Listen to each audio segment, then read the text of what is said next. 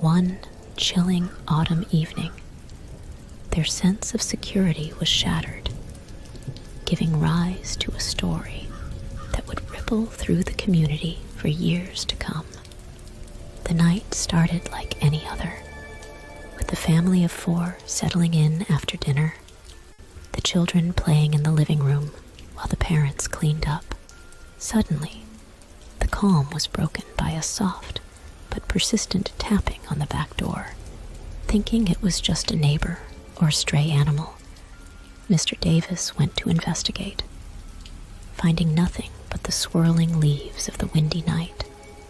As the evening progressed, the tapping returned, now louder, more insistent, and accompanied by a faint, whispering sound, like someone murmuring just out of sight.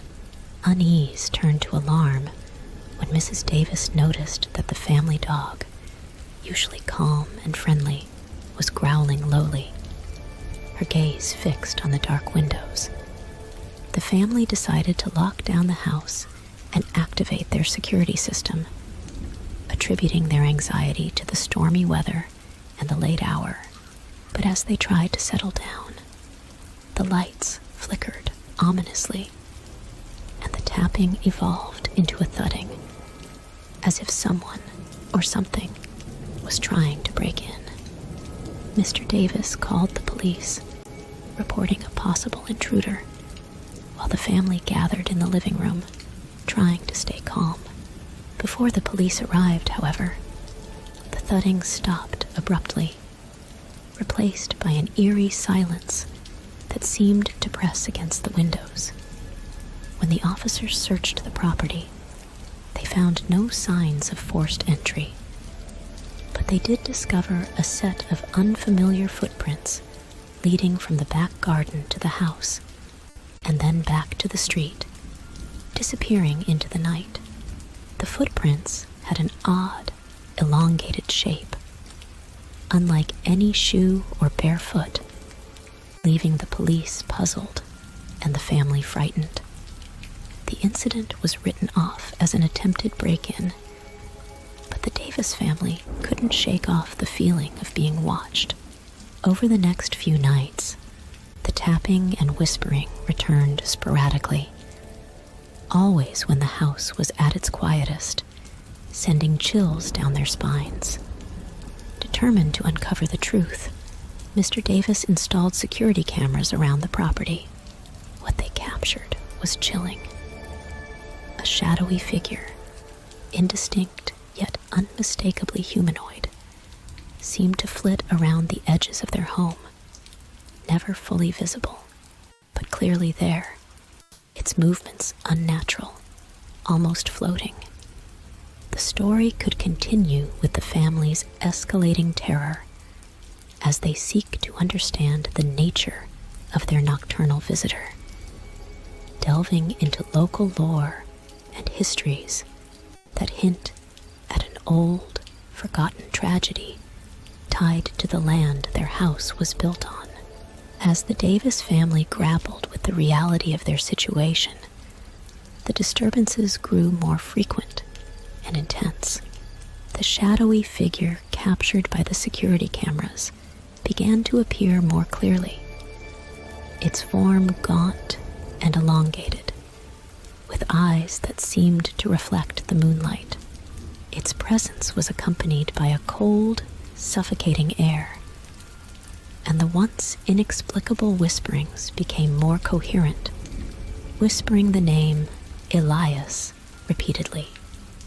The family, desperate for answers, turned to the local library and town records for any clue that could explain their tormentor. Their research led them to the story of Elias Nightshade, a reclusive figure from the town's early history, whose home once stood on their property, known for his eccentricities and rumored to be involved in occult practices. Elias vanished under mysterious circumstances, and his home was eventually demolished, its land left untouched until the Davis family built their house. Connecting the dots, They realized that their home's disturbances coincided with the anniversary of Elias Nightshade's disappearance. The family sought the help of local historians and a medium to contact the spirit and uncover what it wanted. During a seance in their living room, the medium summoned the spirit of Elias, who revealed that he was not there to harm the family, but was bound to the land, searching for something lost when his house was destroyed. He spoke of a hidden artifact, an amulet that he claimed held the power to free him from his earthly bindings. The Davis family, skeptical but desperate to end their nightmare, agreed to search for the amulet, guided by the spirit's cryptic clues.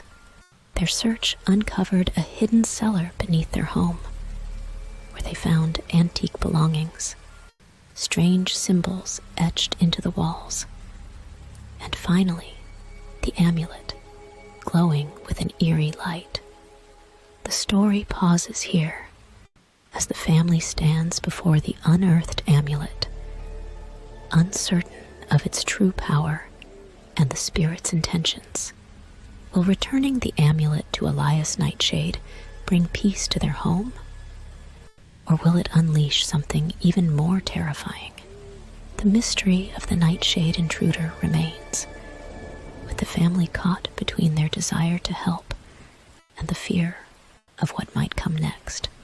As the Davis family delved into the history of their home and the surrounding land, they uncovered unsettling stories about the previous occupants and the property's original use. The land, it turned out, had once been part of a vast estate owned by a reclusive and eccentric figure known only as Mr. Nightshade, who was rumored to have been involved in occult practices and alchemy. The shadowy figure captured on the security cameras began to appear more frequently, its presence no longer confined to the perimeter of their property, but now approaching the house itself.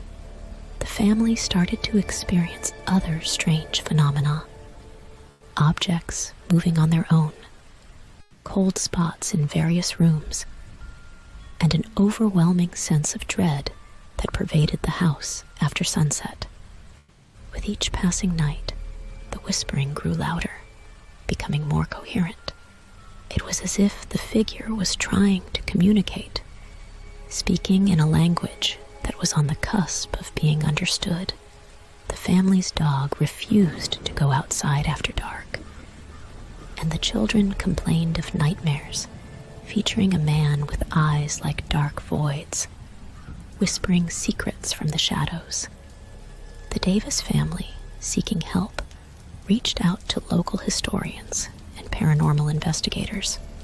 Together, they unearthed old newspaper clippings and journal entries from the town's archives, revealing that Mr. Nightshade had vanished under mysterious circumstances, with locals whispering about a dark legacy left behind and a hidden room in his estate where unspeakable rituals were conducted.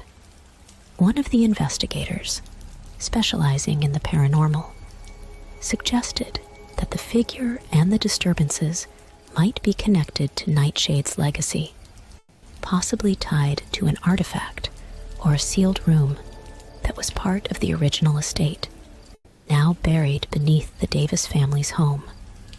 Armed with this knowledge, the family decided to explore the property's old structures, finding a sealed cellar under the garden shed that was not on the house's original blueprints. The cellar's entrance was covered in strange symbols that matched those found in Nightshade's journals. The story pauses as the Davis family, along with the investigators, stand before the sealed cellar, contemplating the dark history of their home and the potential link to Mr. Nightshade's mysterious past, preparing to uncover what lies beneath and the true nature of the nocturnal visitor haunting their nights.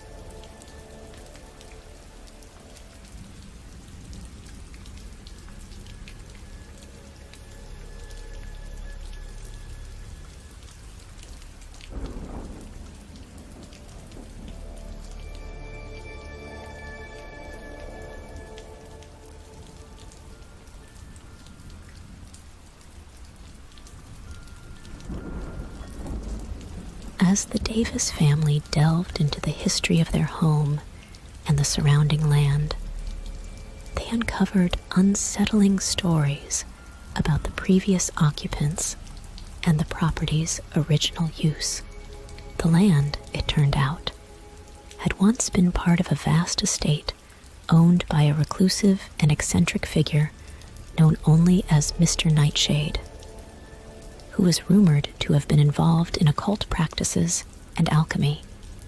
The shadowy figure captured on the security cameras began to appear more frequently, its presence no longer confined to the perimeter of their property, but now approaching the house itself. The family started to experience other strange phenomena. Objects moving on their own, cold spots in various rooms, and an overwhelming sense of dread that pervaded the house after sunset. With each passing night, the whispering grew louder, becoming more coherent. It was as if the figure was trying to communicate, speaking in a language that was on the cusp of being understood. The family's dog refused to go outside after dark, and the children complained of nightmares featuring a man with eyes like dark voids, whispering secrets from the shadows. The Davis family, seeking help, reached out to local historians and paranormal investigators. Together, they unearthed old newspaper clippings and journal entries from the town's archives, revealing that Mr. Nightshade had vanished under mysterious circumstances, with locals whispering about a dark legacy left behind and a hidden room in his estate where unspeakable rituals were conducted. One of the investigators, specializing in the paranormal, suggested that the figure and the disturbances might be connected to Nightshade's legacy, possibly tied to an artifact or a sealed room that was part of the original estate, now buried beneath the Davis family's home. Armed with this knowledge, the family decided to explore the property's old structures, finding a sealed cellar under the garden shed that was not on the house's original blueprints. The cellar's entrance was covered in strange symbols that matched those found in Nightshade's journals. The story pauses as the Davis family, along with the investigators, stand before the sealed cellar, contemplating the dark history of their home and the potential link to Mr. Nightshade's mysterious past, preparing to uncover what lies beneath and the true nature of the nocturnal visitor haunting their nights. With trepidation, the Davis family, accompanied by the paranormal investigators, opened the sealed cellar beneath the garden shed. The air inside was stale and thick with dust. But as they descended, they noticed an unnatural chill that seemed to seep into their bones. The cellar was more extensive than expected, branching off into hidden tunnels that hinted at a network beneath the property, remnants of the old Nightshade estate. As they explored, they found peculiar artifacts, ancient books, and alchemical equipment scattered around, all covered in decades of dust and cobwebs, untouched since Nightshade's time. The further they ventured, the stronger the whispering became, now clearly echoing through the tunnels. It was as if the voice was leading them deeper into the labyrinth. They followed the sound to a large vaulted chamber, where the air vibrated with an unseen energy. In the center of the chamber stood a large, ornate mirror, its surface swirling with a shadowy mist. The frame was adorned with the same strange symbols that were on the cellar entrance, glowing faintly in the dim light. The whispering seemed to emanate from the mirror, its words just beyond comprehension. The investigators theorized that the mirror might be a focal point of the haunting, possibly a portal or a tool used by Nightshade for his rituals. As they approached, the temperature dropped sharply, and the whispering voice became a cacophony of voices, as if multiple entities were trapped within. Suddenly, the shadowy figure from the security footage materialized before them, its form more defined in the chamber's eerie light. It resembled Mr. Nightshade, as depicted in the old portraits they found, but twisted and spectral, with eyes that burned with a dark, inner light. The figure pointed towards the mirror, and through the swirling mist within, scenes of the past began to play out like a silent movie. They showed Nightshade conducting rituals and experiments, slowly becoming consumed by the dark energies he sought to control, eventually trapping himself in a realm between worlds, his essence tied to the mirror. The story pauses as the Davis family and the investigators stand before the mirror, confronted with the reality of Mr. Nightshade's fate and the possibility that his attempts to harness the supernatural have left a permanent scar on the property. They must now decide whether to attempt to sever Nightshade's connection to the mirror and free their home from its haunted past, or to find another way to deal with the lingering presence that threatens their peace.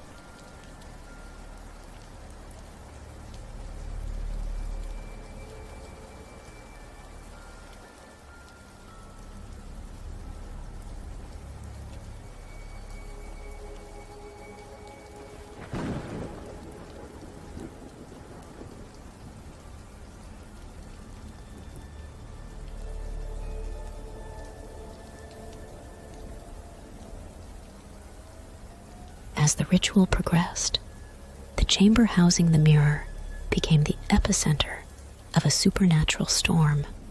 The symbols etched into its frame glowed with an ethereal light, illuminating the room with the colors of the aurora. Nightshade's spectral form oscillated between agony and relief, reflecting his centuries-long torment and the prospect of liberation.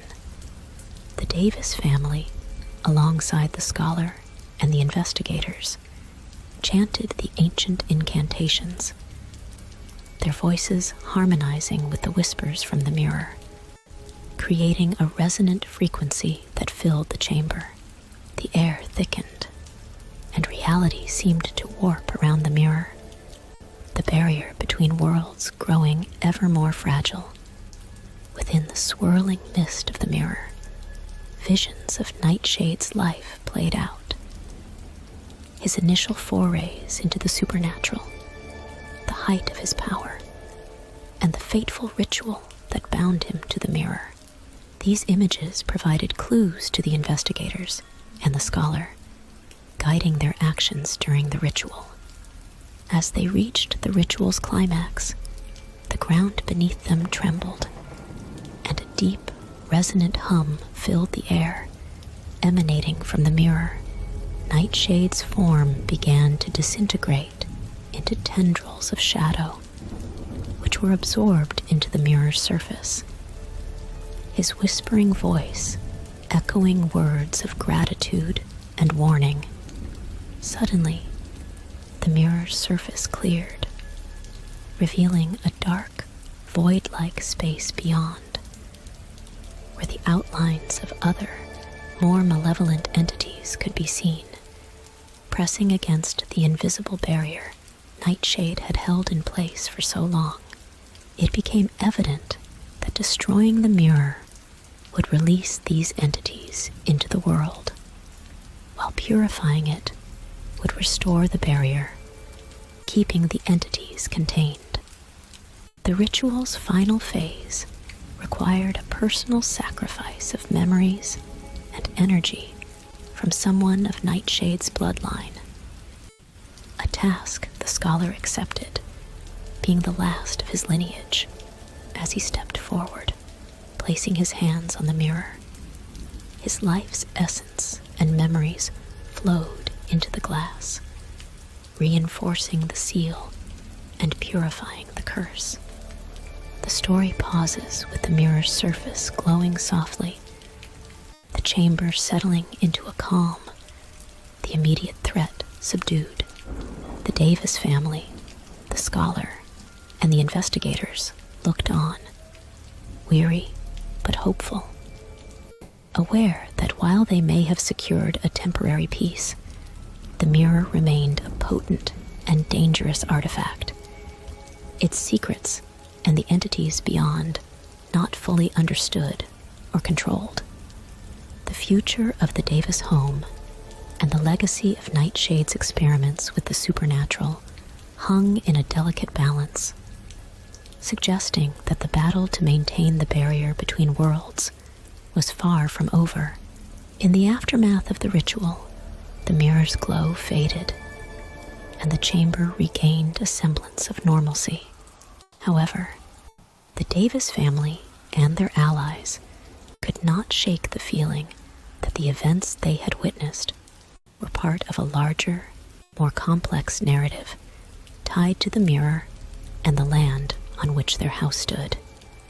While the immediate danger had been averted, and Nightshade's spirit was finally at peace, the scholar's sacrifice had opened new avenues of inquiry and concern. The entities beyond the mirror, though still contained, were now known to them, their shapes occasionally flickering in the mirror's depths, a constant reminder of the potential threat. The family, along with the investigators and the scholar, who had survived the ritual but was now visibly aged and weakened, decided to form a council to safeguard the mirror and explore the mysteries it contained. They dedicated themselves to studying the supernatural forces at play, using the vast collection of artifacts, books, and documents found in the tunnels beneath their home. As weeks turned into months, the Davis property became a center of paranormal research and supernatural studies. Experts in occult history, metaphysics, and ley-line energies were brought in to consult, turning the family's once ordinary home into a hub of activity and learning. Despite the collaborative effort, the mirror remained an enigma, its surface occasionally rippling with activity, hinting at the chaotic energies beyond. The council discovered that the mirror not only served as a gateway, but also acted as a reservoir of knowledge, containing the accumulated wisdom and experiences of those who had interacted with it, including Nightshade. Intrigued by this discovery, the Davis family and the council began to experiment with ways to safely access the mirror's knowledge without unleashing the darker forces it contained. They developed protocols and safeguards, using a combination of ancient rituals and modern technology to probe the mirror's secrets.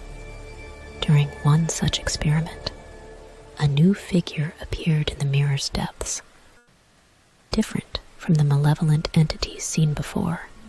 This figure, shrouded in a cloak of starlight, seemed to beckon to them, offering answers, yet also warning of the risks of delving too deep into the unknown. The story pauses here, with the Davis family and their council standing at the threshold of new discoveries and dangers. The mirror, once a source of fear and turmoil, had become a window to uncharted realms, promising knowledge and power, but also harboring threats that could unravel the fabric of reality. The balance between curiosity and caution remained delicate, as the mysteries of the mirror and the world beyond continued to unfold.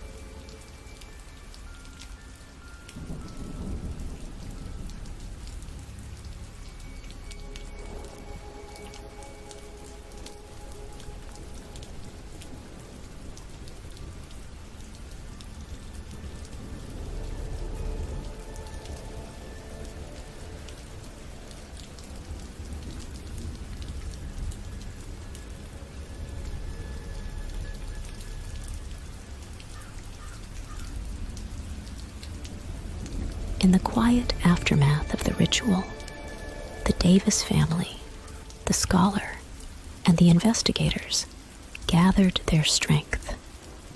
The purified mirror, now a silent sentinel in the chamber.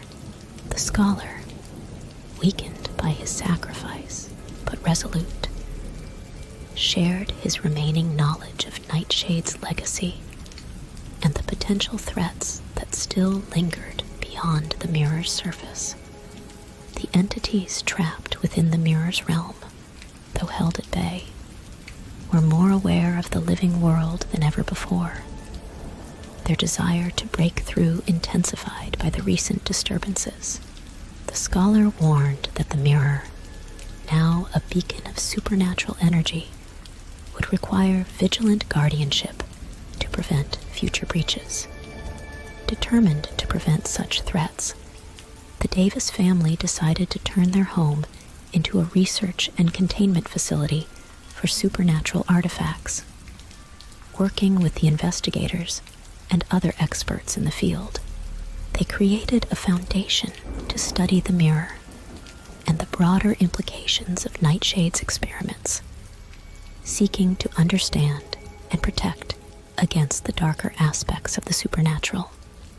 Over time, the property became a nexus of paranormal research, attracting scholars, mystics, and scientists dedicated to exploring the unknown. The mirror was contained in a specially constructed vault, designed to suppress its energies and prevent any entities from crossing over. However, despite these precautions, strange occurrences continued to manifest around the property. Objects imbued with significant historical or emotional value began to exhibit unusual properties, and the land itself seemed to remember the rituals and events of its past, sometimes reacting unpredictably. Reports of these phenomena attracted the attention of both allies and opportunists, some drawn by curiosity and the desire to help, others by greed and the lure of harnessing the supernatural for their own ends. The Davis family found themselves navigating a complex world of alliances and rivalries, their home a focal point in a broader conflict over the control and understanding of supernatural forces. The story pauses as a new chapter in the Davis family's journey begins, With their home now a center of paranormal activity and research, they face the dual challenge of managing the legacy of Nightshade's mirror and the influx of external interests. The balance between the seen and unseen worlds remains delicate, and the true extent of the mirror's power and the secrets it holds continue to unfold, promising further adventures and trials for the family and their allies. As years passed, the Davis family's home became a well-respected center for paranormal research and supernatural containment. The mirror, the heart of many investigations, remained securely housed in its vault, its secrets gradually yielding to the concerted efforts of researchers from around the world. One autumn evening, akin to the one when the disturbances first began, a breakthrough occurred. A team of researchers, using a combination of ancient texts recovered from Nightshade's estate and modern technology, deciphered a series of inscriptions on the back of the mirror. These inscriptions contained the final piece of the puzzle to fully understand the mirror's capabilities and the nature of the entities it contained. With this newfound knowledge, the team devised a ritual not just to contain or purify, but to completely sever the connection between the mirror and the dark realm it accessed. This ritual required the collective energy and intent of all those affected by the mirror's influence, including the Davis family, the scholarly descendants of Nightshade, and the spirits that had been caught in the mirror's pull. On the night of the ritual, the entire community around the Davis estate, both living and spectral, united in a circle around the vault. As they chanted the ancient incantations, the mirror began to resonate, emitting a harmonious tone that grew louder and purer. The spectral entities, shadows of the past once trapped by Nightshade's machinations, appeared around the vault, their forms becoming peaceful and light. The ritual reached its zenith, and with a blinding flash of light, the mirror shattered, not explosively, but dissolving into fine, luminescent dust that floated harmlessly in the air. The connection to the dark realm was severed, releasing the trapped entities to move on and sealing off the path that had allowed such disturbances to enter the world. The land, once heavy with the weight of its history, felt lighter, as if a great burden had been lifted. In the aftermath, the Davis family's home transitioned from a containment center to a place of learning and healing, dedicated to understanding the supernatural in a way that harmonized with the natural world. The legacy of Nightshade's mirror, now a tale of caution and learning, served as a cornerstone of this new mission. The story concludes with the Davis family looking over their home, no longer a beacon of supernatural unrest, but a sanctuary for knowledge and growth. The mirror's final dispersion symbolized the end of old fears and the beginning of a new era, where the boundary between the seen and unseen was respected and safeguarded. In the end, the true power lay not in containing the darkness, but in understanding and integrating the lessons it offered.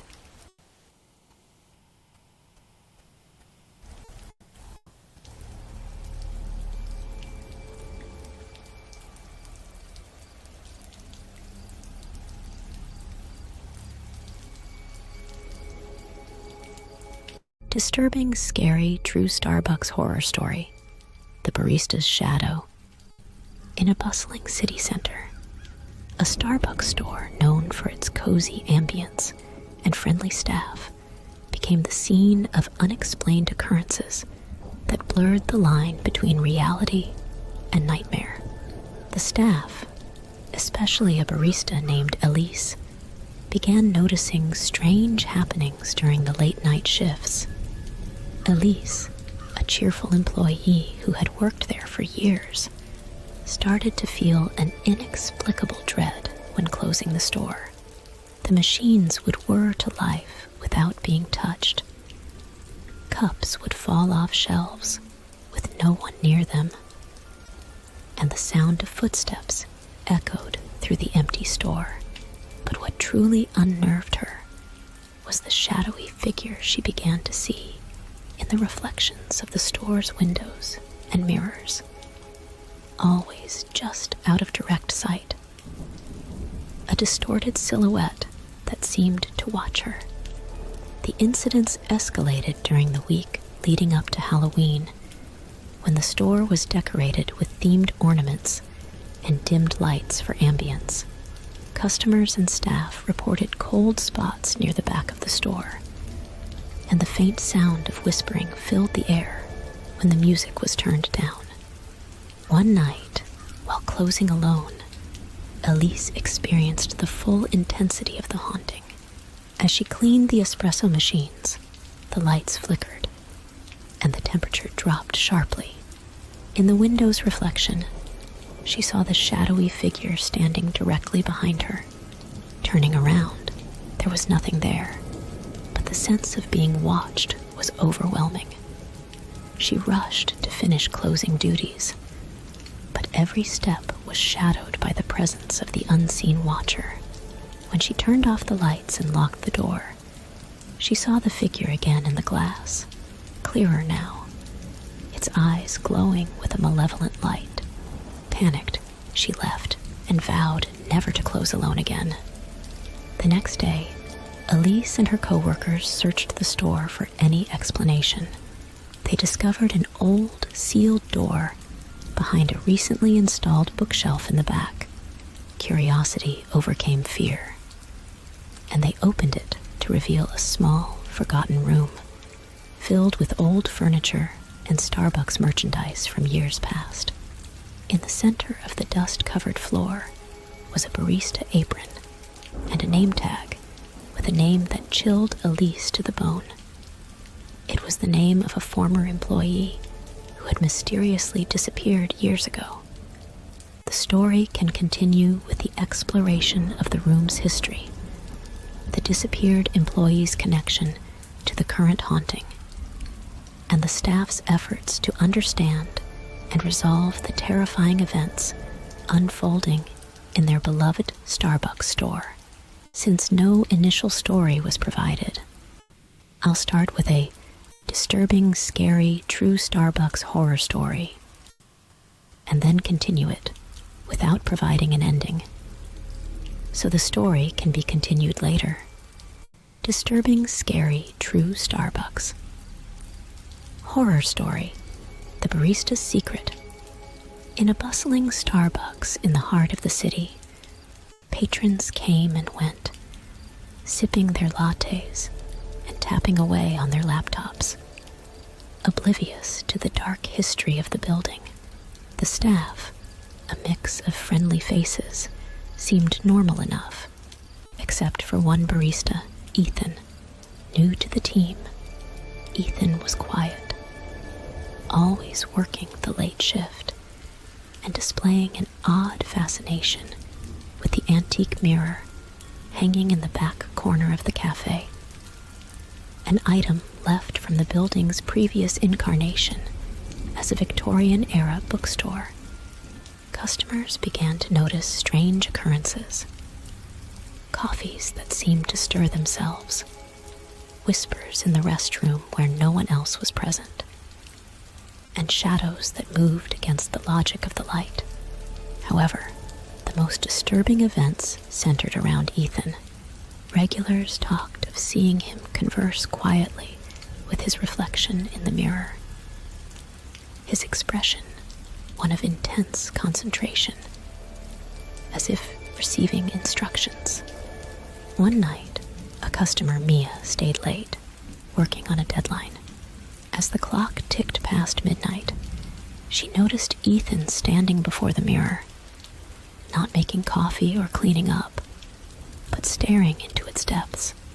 Curiosity piqued. Mia pretended to focus on her laptop while watching Ethan's interactions with the mirror. She observed him mouth silent words, his eyes never wavering from his reflection. The air around him seemed to shimmer, and the lights flickered as if responding to his presence. Mia felt a chill down her spine when she saw his reflection smile back, its expression malevolent and alien to Ethan's usually impassive face. The story continues with Mia's growing suspicion and fear as she delves into the mystery of Ethan and the antique mirror, uncovering the cafe's dark past and the sinister secrets that lurk within its walls. Secrets that bind Ethan to an entity from the other side of the mirror, waiting to cross into our world. Mia, driven by a mix of fear and curiosity, began to research the history of the Starbucks building and its eerie mirror. She discovered that the site was once a bookstore owned by a man rumored to be deeply involved in the occult, who mysteriously disappeared without a trace. The mirror, according to local lore, was an artifact he had brought back from his travels, believed to be a gateway to another realm. Over the following days, Mia noticed more anomalies. Customers would leave the cafe with no memory of their visit. Books and personal items would rearrange themselves, and the air would occasionally fill with a scent of old, musty pages, as if the bookstore still lingered in some form. Ethan, meanwhile, became increasingly withdrawn, with dark circles under his eyes, as if he were not sleeping, or perhaps was plagued by more than just physical exhaustion. Determined to understand the connection between Ethan and the mirror, Mia stayed later each night, feigning work, but intently observing. One evening, she witnessed a chilling scene. Ethan, in a trance-like state, conversed with a shadowy figure in the mirror. His reflection twisted into a grotesque version of himself. The figure seemed to be pulling at Ethan, urging him to step closer, as if trying to swap places with him. Mia, realizing the danger, decided to confront Ethan, gently probing about the mirror and his interest in it. Ethan, caught off guard, initially resisted, but eventually confided in Mia.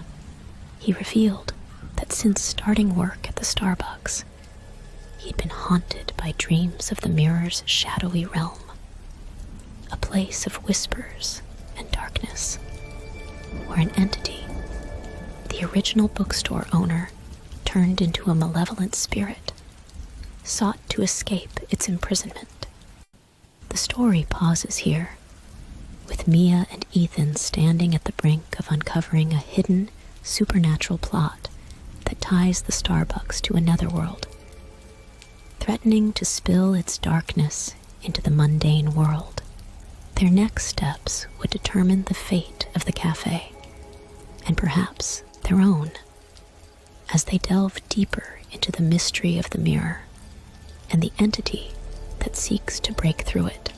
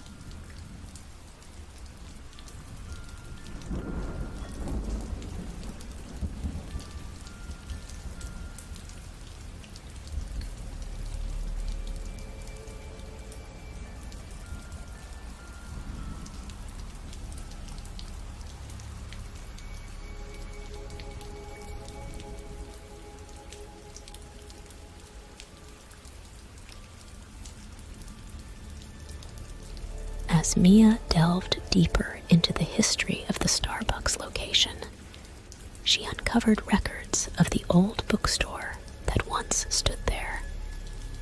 Known for its collection of rare and occult books, the owner, a reclusive man rumored to dabble in the dark arts, had vanished under mysterious circumstances, and the bookstore had burned down shortly after, only to be replaced by the coffee shop years later.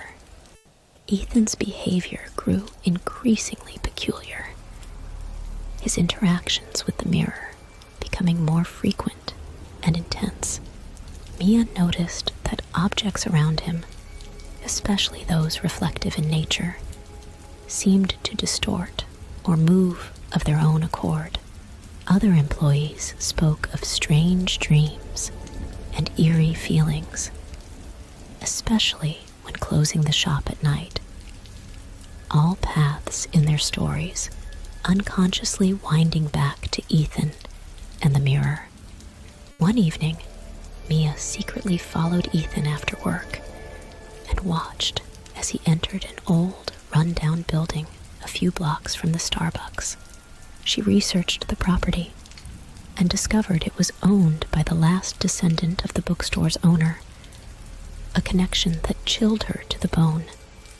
Determined to understand the link between Ethan, the mirror, and the building, Mia enlisted the help of a friend knowledgeable in supernatural lore. They speculated that the mirror served as a portal or conduit, connected to the building Ethan frequented, perhaps housing the remnants of the bookstore's cursed collection, or serving as a focal point for the dark rituals once performed there. Their investigation led to a night of surveillance, where they observed Ethan engaging in what appeared to be a ritual, using the mirror in the Starbucks as a gateway.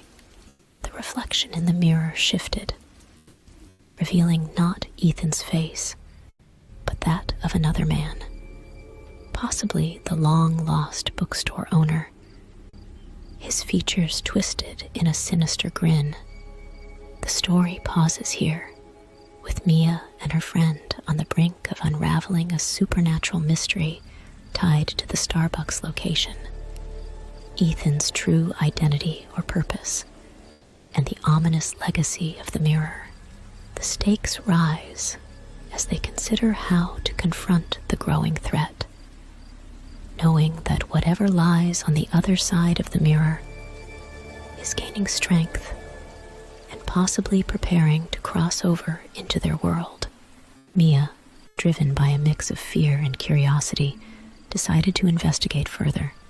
She began by researching the history of the building, discovering it was once owned by a Victorian occultist rumored to have dabbled in dark magic and mirror scrying, using reflective surfaces as gateways to other realms.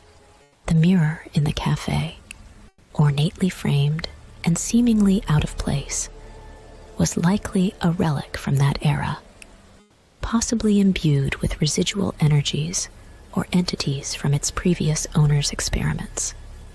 Over the next few days, Mia noticed more oddities linked to Ethan and the mirror. Objects near the mirror would occasionally move on their own, and the temperature around it was always noticeably colder.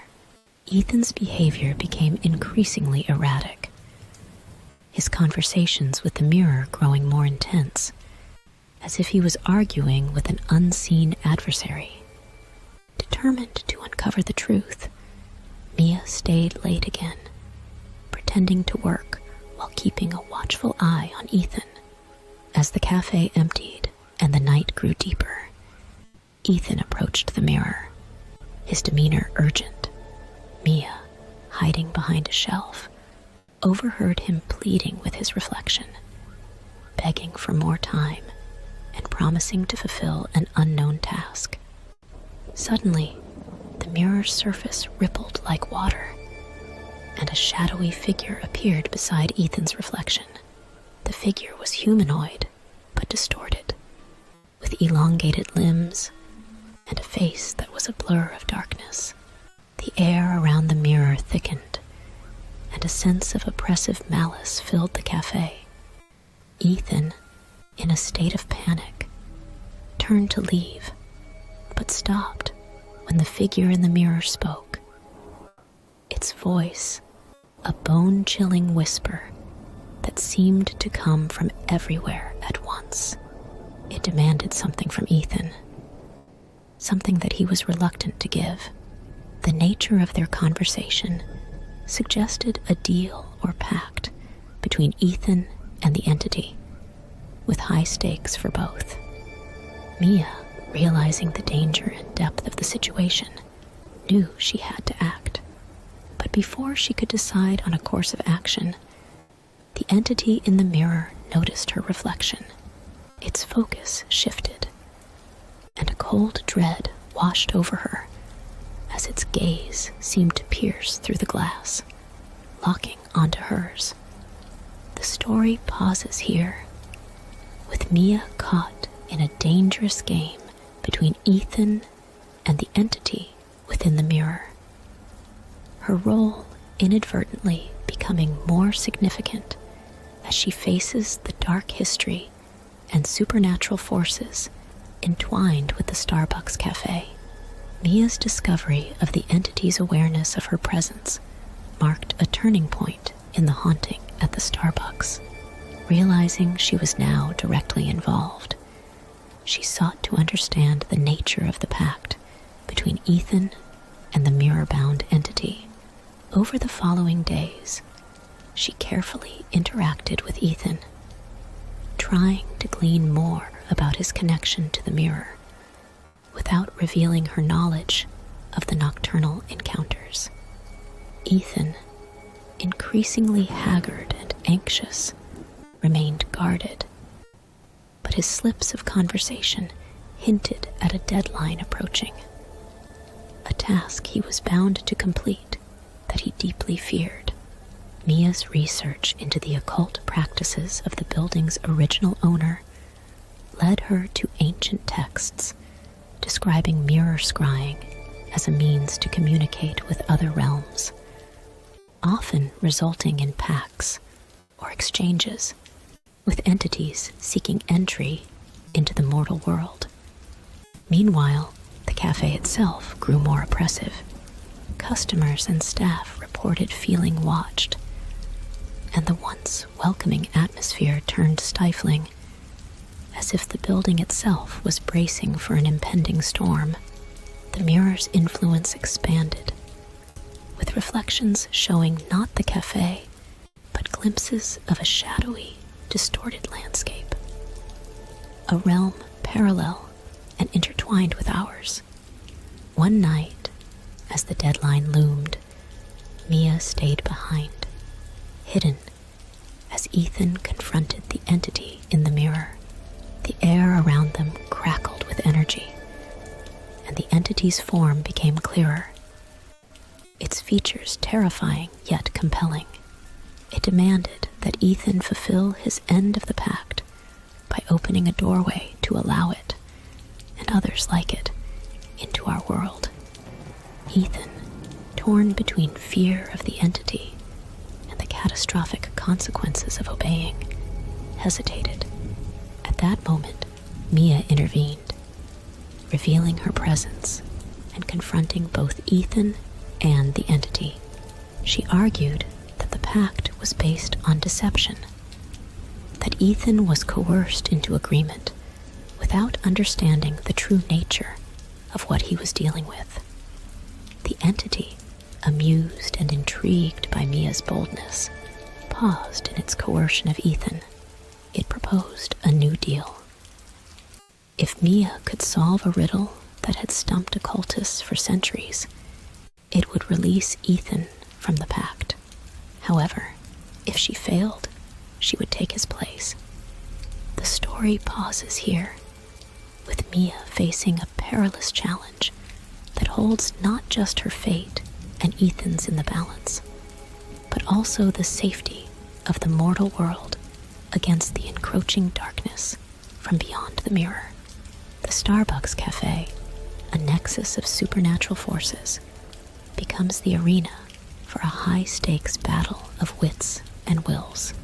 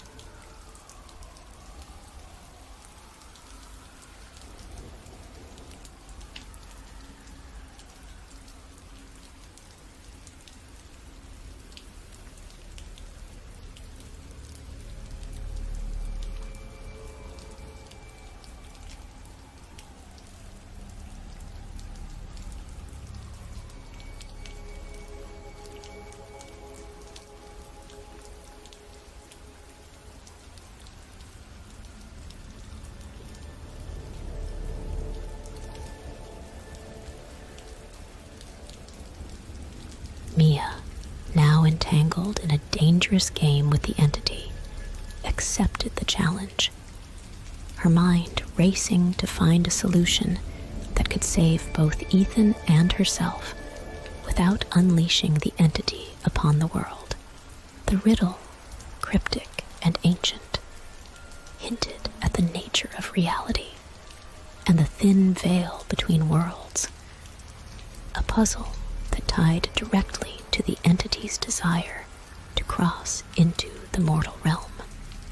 As she pondered the riddle, the atmosphere in the Starbucks grew tense, the air thick with the power emanating from the mirror. The entity watched her with cold amusement, confident in its supremacy and the complexity of its challenge. Ethan, meanwhile, hovered between hope and despair, his fate hanging in the balance. Mia realized that the answer to the riddle wasn't just in the words, but in the nature of the mirror and the entity itself. She deduced that the mirror served as both a window and a barrier between worlds, and the riddle was a metaphysical key to understanding and manipulating this boundary. Her solution would need to respect the balance of power, offering the entity a semblance of victory while safeguarding the mortal realm. Drawing on her research and intuition, Mia proposed her answer, weaving it into a narrative that reflected the entity's history, its bindings, and the laws governing the interaction between their worlds. The entity, intrigued and momentarily caught off guard by the depth of her insight, scrutinized her words, searching for deceit or error. As the entity deliberated, the mirror's surface began to fluctuate, reflecting the tension and the potential for a breach. Mia and Ethan prepared for any outcome, knowing that regardless of the riddle's answer, the entity would likely attempt to exploit the situation. The story pauses at this crucial juncture, with Mia having presented her solution to the entity's riddle. The Starbucks Cafe charged with supernatural energy, ready to erupt. The narrative teeters on the edge of revelation and disaster, as the boundaries between realms quiver under the weight of ancient pacts, cryptic challenges, and the potential for either harmony or chaos in the intersecting fates of Mia, Ethan, and the entity locked within the mirror. Mia, now deeply entwined in the web of ancient pacts and supernatural threats, accepted the entity's challenge, her mind racing to untangle the riddle that could save both her and Ethan. The riddle, steeped in occult lore and cryptic references, hinted at the nature of the entity and the mirror's true purpose as a gateway between worlds. As Mia pondered the riddle, the entity grew impatient, its form swirling within the mirror's frame, casting dark reflections across the cafe. Ethan, freed momentarily from the entity's direct influence, shared with Mia the fragmented knowledge he had gleaned during his compelled research and interactions with the entity.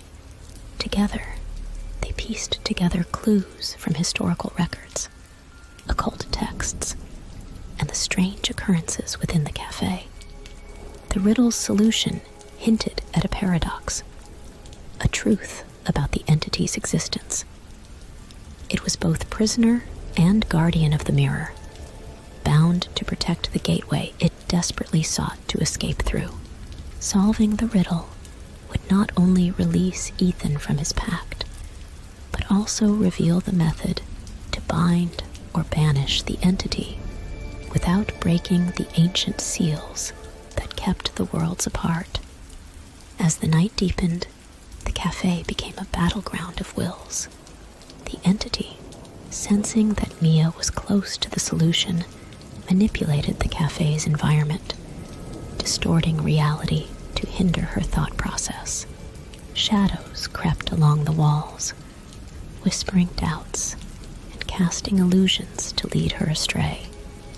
Mia, focusing on the riddle's core, realized that the answer lay not in the entity's desires, but in its limitations. The riddle was a reflection of the entity's dual role, and its solution required acknowledging the entity's necessity in maintaining the balance between the worlds, as well as its desire for freedom. The story pauses as Mia prepares to articulate the riddle's solution, her answer holding the power to redefine the balance of power with the entity. The Starbucks Cafe, once a mundane setting, now stands on the precipice of a supernatural revelation. Its fate, and that of its occupants, hanging in the balance, waiting for the words that will either seal or shatter the precarious peace between the worlds. As Mia stood in the tense silence of the cafe, the entity in the mirror seemed to lean forward, its form sharpening with anticipation. She spoke her solution aloud, articulating the paradox of the entity's existence. It was bound to the mirror not only as a guardian, but also as a captive, its power essential to maintaining the gateway, yet also a seal preventing its own escape. The entity recoiled, its form rippling, as if struck by the truth in Mia's words. The cafe's atmosphere thickened, and the air shimmered with unseen forces clashing, the entity's frustration palpable. Mia, holding firm, argued that the entity's release could only be achieved by reinforcing the seal, not breaking it, thus fulfilling its desire to be freed from its duties while maintaining the balance between the worlds. Ethan, now fully aware of his role in this supernatural drama, joined Mia, offering to serve as a willing guardian to the mirror, taking on the responsibility that the entity sought to escape. His offer was not out of coercion, but understanding and compassion for the entity's plight, recognizing the need for balance and the protection of both realms. The entity, after a moment of silence, laughed, a sound both eerie and relieved. It acknowledged the wisdom in Mia's solution and Ethan's offer, its form beginning to dissolve into the mirror's surface. The cafe began to return to normal, the oppressive atmosphere lifting as the entity agreed to a new pact, one that honored the old agreements while allowing for a gradual transfer of guardianship to Ethan under Mia's guidance. The story pauses with the cafe slowly resuming its mundane routine, the customers and staff unaware of the supernatural negotiation that had transpired. Mia and Ethan, now allies bound by their shared experience, prepared to delve deeper into the occult knowledge and responsibilities they had inherited, ensuring the safety of the portal and learning the true extent of the worlds connected through the Starbucks mirror.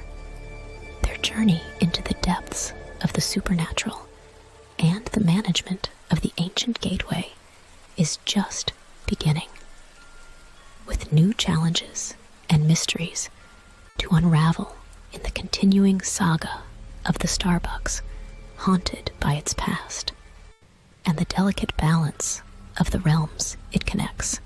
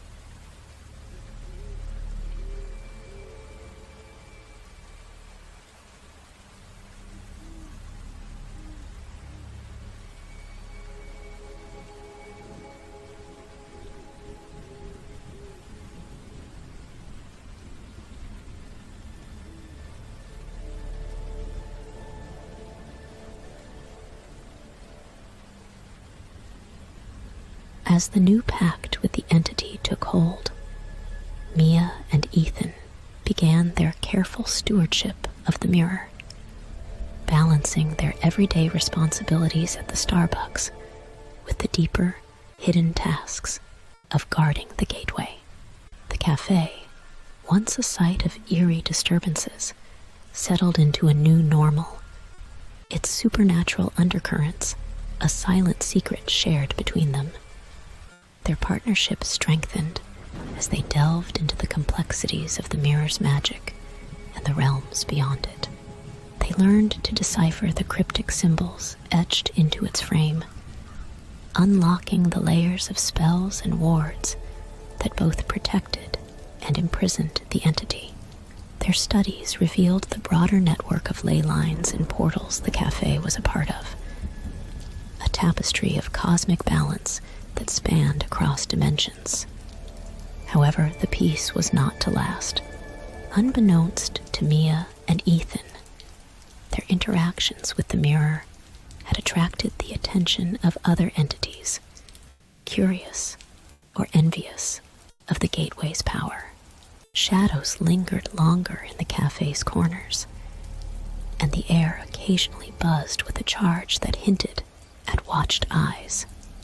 One evening, as a storm brewed outside, the mirror pulsed with an urgent glow, warning of a breach in the nearby ley line network. Ethan and Mia rushed to the mirror, where the entity, now more of an ally, communicated through fragmented images and sensations. A portal had been forcibly opened elsewhere in the city, threatening to destabilize the balance they had worked hard to maintain. The story pauses as Mia and Ethan armed with their knowledge and newfound skills, prepare to confront this new challenge. Beyond the safety of the Starbucks, they must navigate the intricate web of supernatural forces and entities, some allies, others adversaries, to close the breach and prevent the chaos from spreading. Their journey into the hidden world continues, each step revealing more about the true extent of the powers they guard and the delicate line they walk between the known and the unknown. To conclude the story of Mia and Ethan and the haunted Starbucks with the Mirror Gateway. As the storm outside intensified, Mia and Ethan, guided by the entity within the mirror, traced the source of the ley line breach to an abandoned building on the city's outskirts. The building, once a grand manor, stood decrepit, its history forgotten by time. But its foundations were built upon a convergence of ley lines, now fractured and spewing chaotic energies.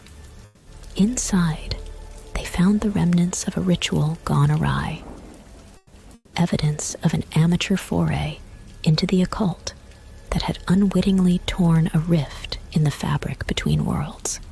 The air was thick with the energy of the breach, pulsing with the potential to unravel the network of ley lines and unleash untold horrors upon the world.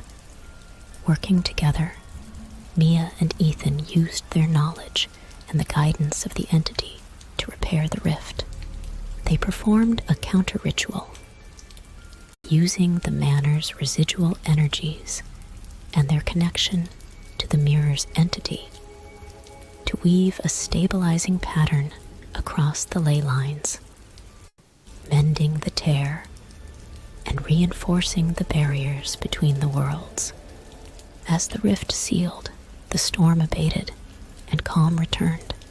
The mirror entity, satisfied with their success, receded into its domain, its bond with the Starbucks and its guardians stronger and more respectful. Mia and Ethan returned to the cafe, now truly a sanctuary and a bastion against the supernatural forces that lurked beyond the veil. In the aftermath, they continued their guardianship, using the cafe as a base to monitor and protect the ley line network with the help of the entity and their growing understanding of the supernatural. The Starbucks, once a place of haunting and mystery, became known among certain circles as a place of learning and alliance between the human and the paranormal. The story ends with Mia and Ethan no longer just baristas, but guardians of a threshold, their lives intertwined with the magic and mysteries of the universe. Their journey had transformed them from ordinary individuals into protectors of the balance between worlds, ensuring that the gateway in the Starbucks mirror remained a passage of knowledge and controlled power, rather than a door to darkness and chaos. Disturbing Lost at Night. Horror Stories. Volume 2. Story 1. The Moonlit Path. Jenna and her hiking group lost their way in the dense forest as night descended. With only the moon to guide them, they stumbled upon an old, narrow path not marked on any map. As they followed it, hoping for a way out, the woods seemed to close in, and an unsettling silence enveloped them. Strange symbols etched on the trees, and an increasing sense of dread suggested they were not alone. Whispers echoed through the trees, and figures seemed to flit in the shadows just beyond the reach of their flashlights. The path led them in circles, always returning to a clearing where the moon shone unnaturally bright on an ancient, rune-covered stone. Story 2. The Forgotten Road. Mark, driving home late from work, took a shortcut he remembered from his childhood. The forgotten road was overgrown and barely visible in the night. As he drove deeper into the neglected route, his car's headlights began to flicker until they went out completely, forcing him to stop.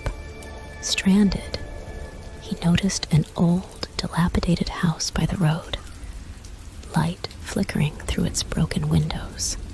Venturing inside for help, he found the house abandoned, or so it seemed. As he explored, the house appeared to age and decay before his eyes, and the whispers of its long-gone inhabitants grew louder, sharing tales of sorrow and warning, urging him to leave before he became part of the house's history.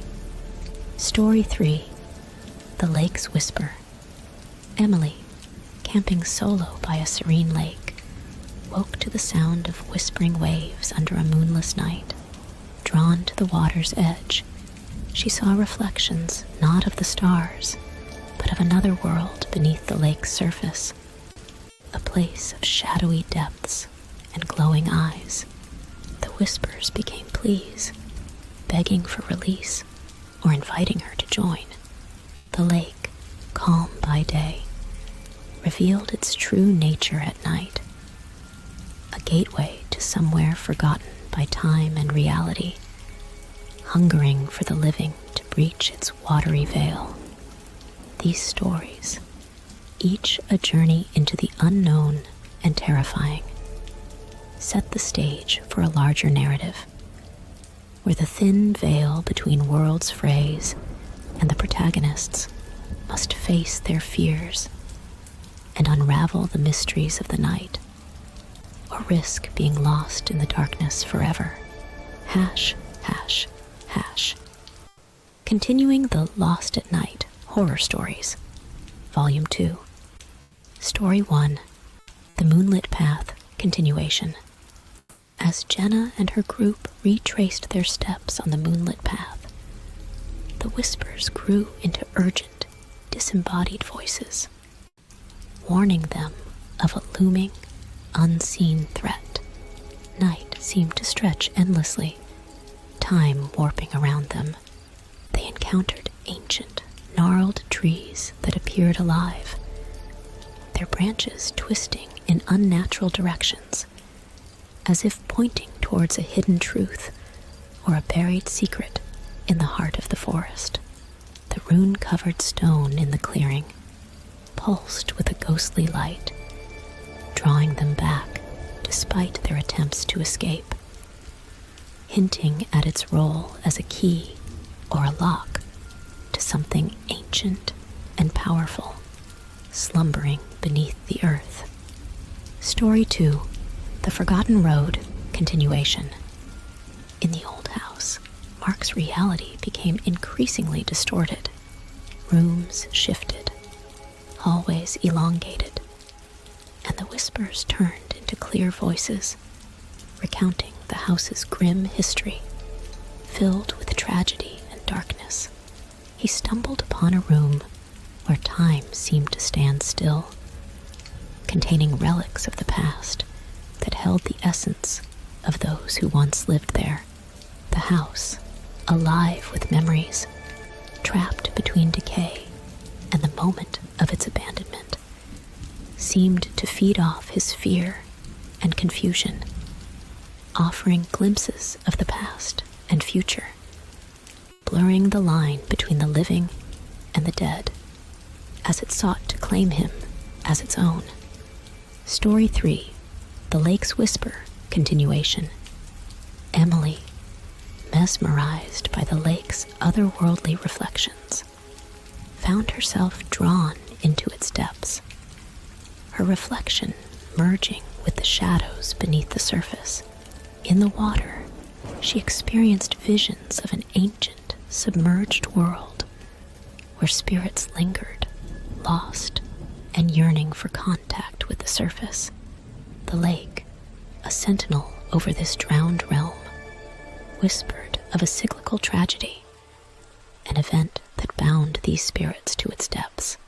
As the boundary between her world and the one beneath the lake thinned, Emily faced the decision to heed the lake's seductive whispers, risking her soul to uncover the truth, or to break the cycle and free the spirits trapped in the watery grave. These continued stories deepen the mystery and terror of the night, each thread weaving into a tapestry of fear and intrigue that binds the characters to their fateful decisions as they delve further into their respective horrors.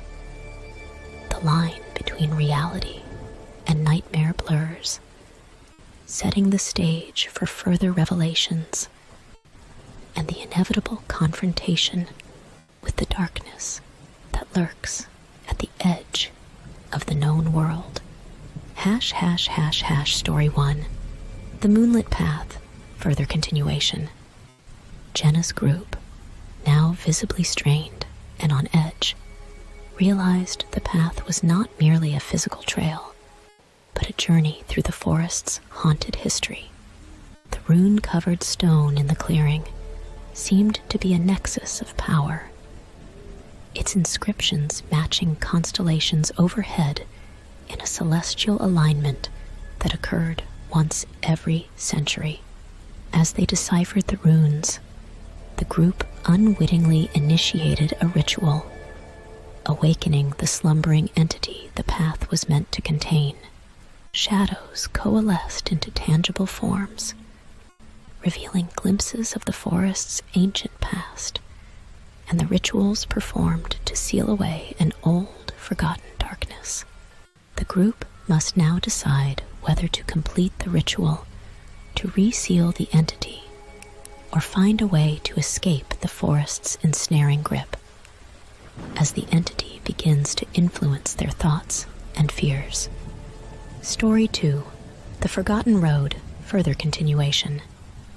Mark, trapped in the dilapidated house, discovered it was a nexus for lost souls, drawn to the place of their tragic demise or unresolved earthly business. The house, feeding on these souls' energies, maintained its existence between decay and the moment of tragedy. Mark found an old journal belonging to the last resident, revealing that the house was built atop a site used for dark rituals, binding it to a cycle of death and rebirth. To escape, Mark must unravel the house's mysteries and break the cycle, freeing the trapped souls and himself. Meanwhile, the spirits became more active, some malevolent, seeking to use Mark to perpetuate the house's legacy, while others, remnants of the house's happier past, sought to help him end their torment.